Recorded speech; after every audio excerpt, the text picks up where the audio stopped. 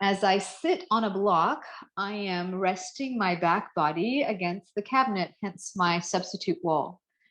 And as you start this way, if you'll bring your hands together, place the elbows inside your knees, find all of those relationships, and recognize that you have created a closed chain. Your feet are set against a surface, your hands against each other, means that the nervous system quiets more readily. Draw the chin toward the chest, feel how you are supported. And as you bring your attention to your inner landscape, notice your breath.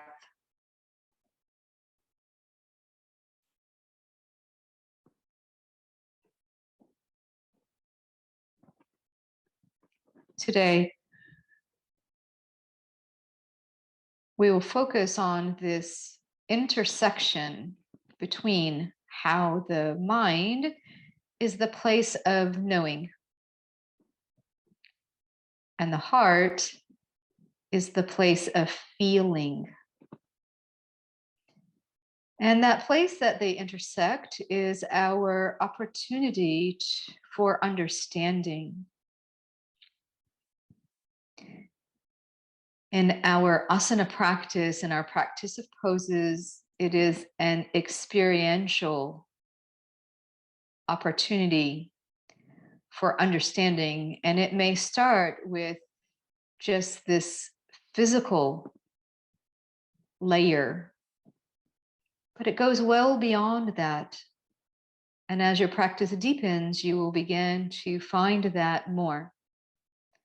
So welcome it all, and let us begin.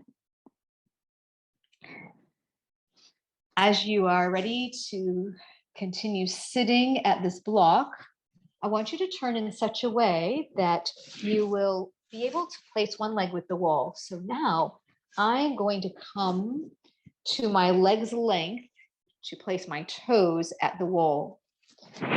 And using a strap, as I set up, I want to make it so that my knees travel well away from each other. My strap is going to hook the foot, the wall foot. And remember, though, the wall is an option. But I'm going to pass the strap from behind me to the opposite hand. And again, I've walked my foot well to the side. I've anchored my sitting bones, and I want to catch hold of bent knee, sit nice and tall, and turn. So while you are here, if you will feel how you are sitting, you are upright, you're not leaning in any way, coming into your back body, using that shin to draw yourself up, to lift the ribs away from the pelvis, and then to use all those limbs.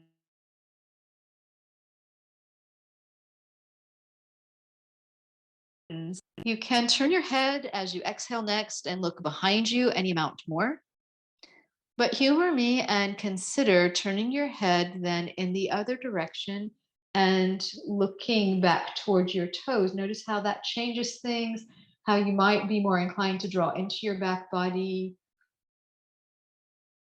Both are wonderful ways to take on this pose. Wonderful. We'll continue with variation. I'm going to take the strap now and pass it to that same hand in front. And as I do, I'm going to exaggerate, sliding the hand up a little bit higher, lifting the arm, and taking the free arm now, back of the hand to the inner leg, this side bend, though eventually we want to keep walking that top hand and catch the foot. Today, I want you to stay here a little bit further away, draw the elbow up and back, stay in your back body, turn your head and look up. Keep the toes on. Notice the amount of side bend, opening up the rib cage, keeping the sitting bones anchored, trying not to tip the pelvis. We have a lot to focus on, to feel, and then to understand ourselves here. Inhale and come back upright. We have one more place to explore before we do all of this on the other side. I'm going to put my strap down. I'm going to remove the block. You're welcome to substitute and sit with a blanket. You may know yourself that you don't need to, but if you'll return the long leg to the wall, now this bent knee is in a turned out position, and we're going to continue with this ideal of both sitting bones anchored. I want to turn in the direction of the bent knee, use the leverage of the wall foot, toes into the wall, sit nice and tall, and have yet another strengthening twist. What I also hope you notice is this great opening of the inner thigh, the front of the hip, great core engagement. The pelvis wants to tip. Our challenge here is to anchor the sitting bone of the wall foot. And just breathe.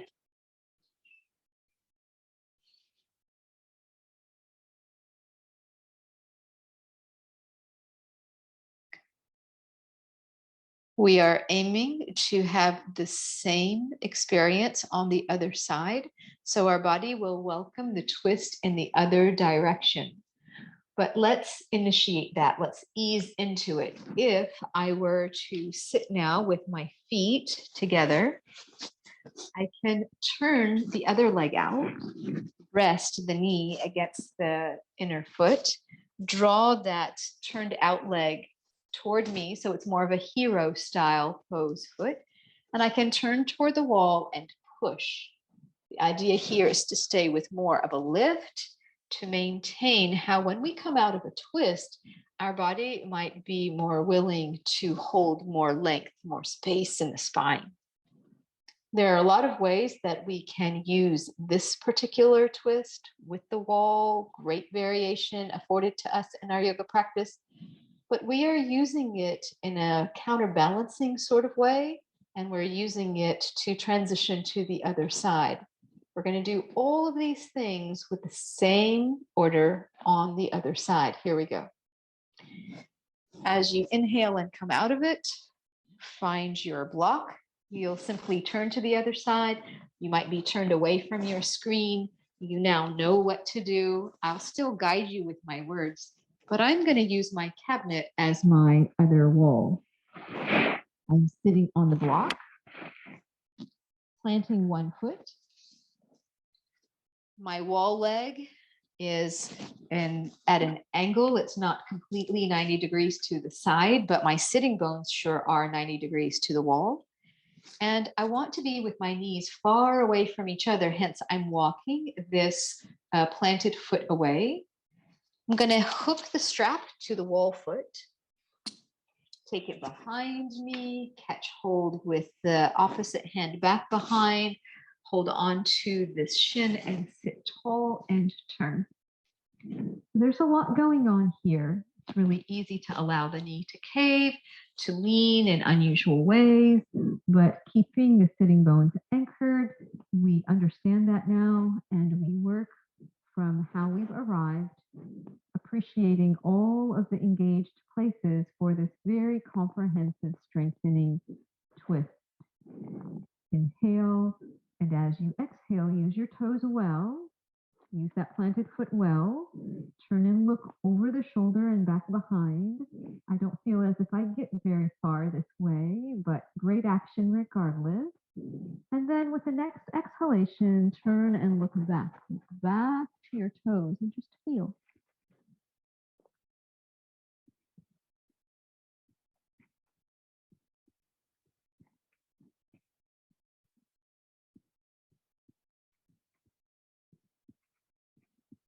Wonderful.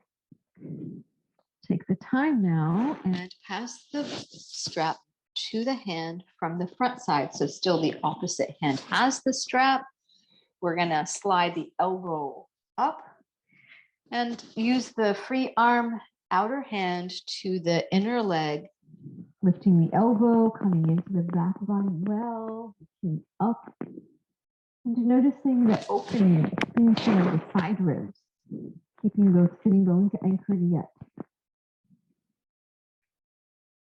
Just breathe.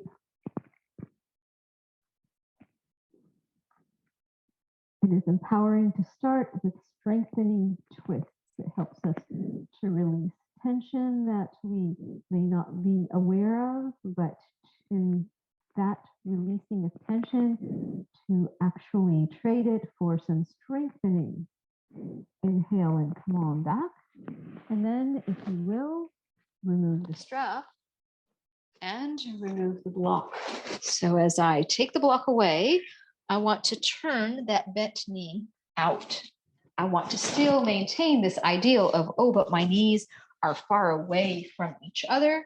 The toes are still with the wall, sitting nice and tall. Sitting bones anchored, catching hold of this knee and turning. And you out. The back hand helps to prop you up. That other sitting bone wants to pop up. Keep working with it. You may prefer sitting with a blanket. That will help you with that. But regardless, the action within the alignment is what really counts, and it is manageable without the blanket. And just breathe. You may feel the core work in slightly different ways. We've changed the leverage pattern. Yes. Wonderful. Continuing on. Now, keeping our distance from the wall, we bring our feet together. This is Baddha Konasana, this bound angle pose. I want to turn the other leg out now. Rest of the knee to the instep. Pull the back foot in, nice and tight, and then turn to push into the wall. And here I can readjust and be more evident. I am not terribly far, but not too close. I get to maintain length through the torso, push into the wall. The sitting bones are not with the floor. Keep note of how your weight is to the outer thigh, along that, almost to that IT band kind of line. And this twist might feel a little different on this side. Keep making your adjustments, stay long, and just breathe. We know this pose without the wall, hands would be with the floor or at a block, and we know many variations on this amazing twist. And then inhale and come out of it. I'm going to take my blanket and I'm going to place it so that it is right near the wall. And I'm going to roll to the side so that I can shift my sitting bones close to the wall. And come on down and take the legs up. So I have this deep squat position. And I want to bring the blanket so it supports right underneath the pelvis. That should feel really good. So think about where we were just sitting, or sometimes we do a chair-like pose that is Utkatasana, and we really challenge the knees and ankles, build strength through the legs. We could push into the wall here, and we are not imposing on structure we're building, and decide to keep the arms resting. We can go back to that goalpost position. We can take the arms high and let all of that transition, the feet talk to the rest of the body. Take your arms to a comfortable position. Rest quietly and deeply. Keep your mind on your body through your breath. Namaste.